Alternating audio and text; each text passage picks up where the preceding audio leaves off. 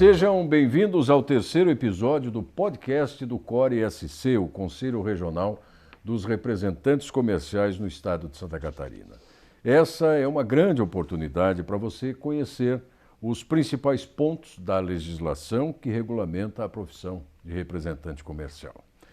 Nesse terceiro episódio, o nosso convidado é o advogado Anderson Rodrigues, mestre em Direito pela UFSC, e teve a sua dissertação de mestrado aprovada com o tema do contrato de representação comercial, uma análise jurídica, econômica e comportamental para a correção de iniquidades. Mas a ligação do Anderson com a representação comercial começou em 2003, ainda quando ele foi estagiário no setor jurídico do CORE em Santa Catarina.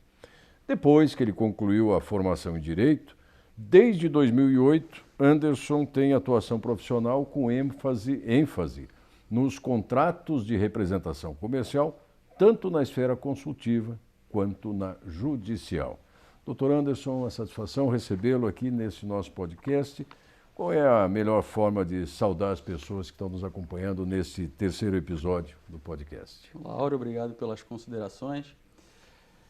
O representante comercial é um prestador de serviço muito importante nesse elo da cadeia comercial que a gente tem no mercado econômico, né?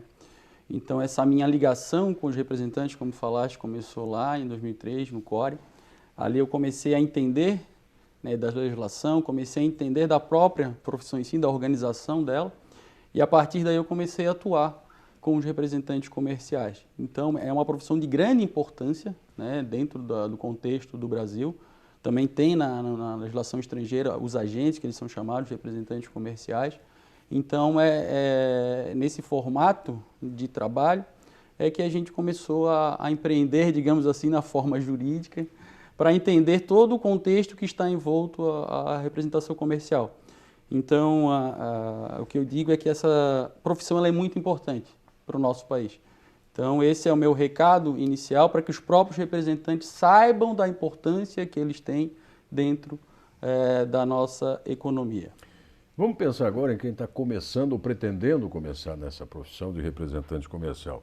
Quais são as principais, as primeiras ou as recomendações que balizam o início dessa atividade, Anderson? Acho que o primeiro ponto a entender é que o representante comercial ele é um empresário, né? E por ser um empresário, ele tem que demonstrar uma capacidade de gerenciamento, de administração do próprio negócio dele. Então, acho que essa capacidade ela tem que estar intrínseca do próprio empresário. Então, acho que ele tem que começar nesse sentido a ter uma vontade de ter um exercício técnico da própria profissão, né? Eu acho que esse seria um primeiro ponto, saber a formatação da estrutura dele. E o representante ele pode ser tanto pessoa física como pessoa jurídica, né? Uma sociedade pessoal limitada que vai ter um sócio. E essa formatação ela vai gerar uma situação que é a tributação. Então, pessoa física tem um tipo de tributação, a pessoa jurídica tem um tipo de tributação. Então, é importante o representante alinhar desde o começo da sua atividade a forma como ele vai atuar, que isso vai influenciar também, claro, nos resultados dele. Um ponto muito importante também trata-se da questão dos contratos, que o representante é ligado com a representada através de um contrato de representação comercial. E esse contrato geralmente já vem pronto, né, pela representada. Então, cabe ao representante, nesse início da atividade, buscar, né, um auxílio jurídico junto ao Conselho dos Representantes Comerciais, ao CORE, ou a um advogado privado, para que ele analise esse contrato e veja se está dentro dos parâmetros legais, né? E também uma dica é que é o seguinte, alguns contratos ainda de representação eles são de forma verbal, né? Então, esses contratos devem ser por escrito. E o muito mais importante ainda é que todos os representantes comerciais, seja pessoa física ou pessoa jurídica, obrigatoriamente têm que estar inscritos no Conselho de Classe, que é o Conselho dos Representantes Comerciais. Além de ser a área particular de atuação do Dr. Anderson aqui, a questão da legislação sempre talvez um espaço que suscite muitas dúvidas, porque, obviamente, quaisquer profissões têm as suas normas, seu ordenamento jurídico, e as pessoas não necessariamente dominam o conhecimento sobre isso. E a dúvida sobre legislação, esta em particular que regulamenta a profissão. Qual é o passo, qual é o procedimento que tem que ser adotado? Tem que se procurar o setor jurídico do Conselho, que vai atender os representantes, também as empresas que contratam. Esse atendimento do Conselho Regional aqui em Santa Catarina, ele também esclarece outros tipos de questionamentos.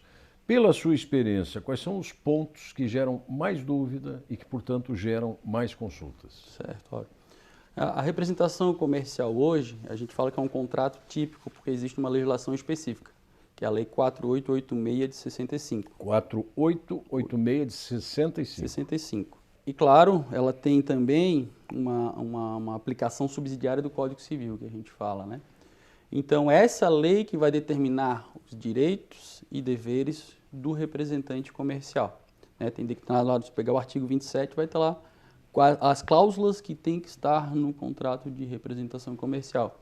As cláusulas mais sensíveis que eu digo são as que se referem à comissão, percentual de comissão, é muito importante o representante ter noção disso, a área que ele vai atuar, se esse contrato tem exclusividade ou não, e se o contrato é por prazo determinado ou não.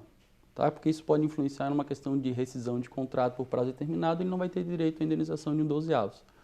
Né? Então, esses são 4 pontos muito importantes que eu vejo dentro da estrutura de um contrato de representação comercial.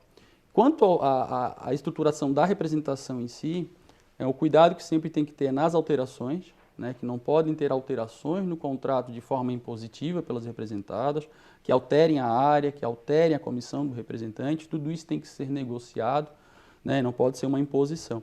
Então, esse é um fator também que acontece dentro da representação comercial que demanda cuidado. E temos também, acho que é um ponto que foi muito importante, eu tomei a liberdade de ler o projeto de lei inicial e a própria lei do representante em si, ela foi promulgada no sentido de dar proteção ao representante em caso de rescisão de contrato, porque o representante abria toda a praça e esse ativo que era criado, ele ficava para a representada, não fica para o representante. Né? Claro, o representante pode atuar em uma área, vendia óculos e agora vai vender um outro tipo de produto. Então, aquele cliente em si não fica mais vinculado a ele, fica vinculado à marca que ele acabava representando, né? Que ele intermediava a negociação. Então, né, nesse ponto, a indenização de um 12avos, que hoje é prevista na lei, é o principal foco, foi naquele momento o principal foco da legislação. E ela vai ser devida em 2 momentos.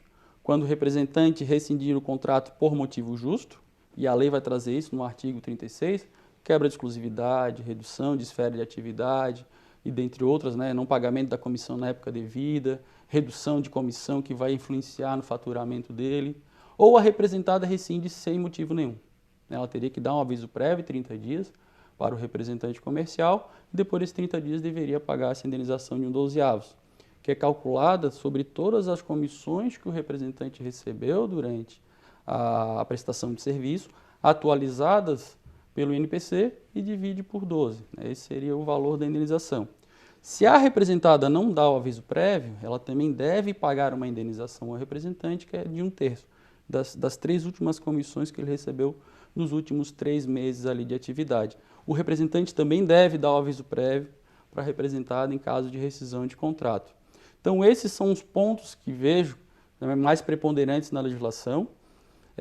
O CORE, né, disponibiliza esse trabalho também, né, junto ao departamento jurídico de análises. Então, penso eu que seria, dentro da legislação em si, o que o representante deve ter mais cuidado e também ter conhecimento na hora, tanto de formatar o contrato, durante o contrato e na sua finalização. Bom, essas são as questões jurídicas, doutor Anderson, mas também existem aquelas que dizem respeito às condutas, aos procedimentos, enfim, a questões, eu diria até, comportamentais na relação dos profissionais de representação comercial. Do ponto de vista ético, quais seriam as questões mais fundamentais para marcar e para destacar para esses profissionais? Certo, Ora. A função do Conselho, né, nesse sentido, é de regular e fiscalizar a profissão do representante comercial, certo? E claro, a própria lei, a 486, vai trazer alguns pressupostos éticos que o representante comercial deve seguir no transcorrer da representação. Eu acho que isso a gente não é só na representação, assim, mas na vida, né? A gente tem que ser ético, trabalhar com lealdade, com probidade, para quando o representante em si começar a atuar na sua área de atividade, o nome dele fique conhecido, né? Justamente por esse trabalho de probidade que ele vai ter, de confiança com as outras pessoas com quem ele trabalha. Então, um ponto muito importante na questão ética é que o representante, por exemplo, ele não pode trabalhar com produtos concorrentes, né? Então, se isso realmente ocorrer, claro, isso vai ter que ter aí determinado num contrato de representação que isso é possível. Mas geralmente é um pouco complicado, né, o representante atuar para duas empresas de mesmo segmento. Eu acho que esse seria um ponto assim, com mais ênfase, né, dentro dessa característica de representação comercial, e própria legislação vai trazer ali as questões éticas dentro da representação comercial em si. Este é o terceiro episódio do podcast do CORE, o Conselho Regional dos Representantes Comerciais, em Santa Catarina. Nós estamos conversando aqui com o advogado Anderson Rodrigues para poder esclarecer os pontos sobre os quais vocês têm mais dúvida, quem já está e quem pretende iniciar nessa atividade. Nós estamos chegando ao fim desse terceiro episódio, doutor Anderson, e eu sugiro que o senhor dê aquela mensagem final, reforçando os aspectos que merecem essa atenção para que possa haver essa harmonia e essa compreensão devida do que é a atuação profissional e, sobretudo, do que é o papel do Conselho. Bem, Áureo, reporto ao que eu falei no início, né, a importância da representação comercial, e essa importância ela também vai chegar na questão legislativa e vai surgir aqui o Conselho, que vai regular a profissão do representante comercial. Então, o CORE, nesse sentido, ele tem um papel muito importante, né? E o fato de nós estarmos aqui hoje fazendo esse podcast dá a noção para o representante do que o Conselho está fazendo por ele também, né? Tá fomentando o conhecimento para que o representante comercial, quando vá chegar para discutir algum contrato com a representada, tenha subsídios para tanto. Então, o Conselho vem com essa força também para ajudar nesse empreendimento do representante comercial, na sua característica de empresário, para que ele possa ter forças de atuação.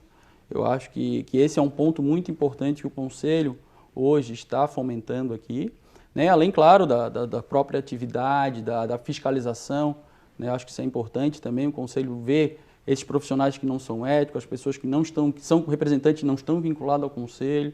O CORE faz esse trabalho hoje muito bem feito, então isso é muito importante, né? O CORE aqui de Santa Catarina é uma referência nacional, temos aí o presidente, o João Pedro, que hoje faz um trabalho esplendoroso. Deixo aqui um sentimento de emoção em memória ao seu Flávio Flores, que foi aí um grande representante, que na época eu fui estagiário, era presidente do CORE. Então, hoje existe, inclusive em Santa Catarina, tem uma rodovia chamada Flávio Flores, em homenagem ao único representante comercial que tem um nome numa rodovia em Santa Catarina. Então, para te ver a pujança da representação dentro da economia em um estado como o nosso, que é Santa Catarina, né, que é um estado diferenciado nesse sentido. Então, fica aqui um abraço para os representantes comerciais e que procurem, né, sempre o Conselho para terem para terem uma noção jurídica dos contratos que estão assinando, procure um advogado também, se assim o for, caso não tenha um conselho, um sindicato próximo, né? E eu acho que esse é o recado que eu deixaria para os representantes comerciais. Que bom. Anderson, obrigado pela sua participação, obrigado a vocês que nos acompanharam também. E aqui a gente termina esse terceiro episódio do podcast do Conselho Regional de Representantes Comerciais no estado de Santa Catarina. Acompanhe os outros episódios também, ouça, assista, se informe, conheça o seu conselho, saiba como participar e como você ter as melhores orientações para poder desempenhar da melhor forma possível a sua profissão.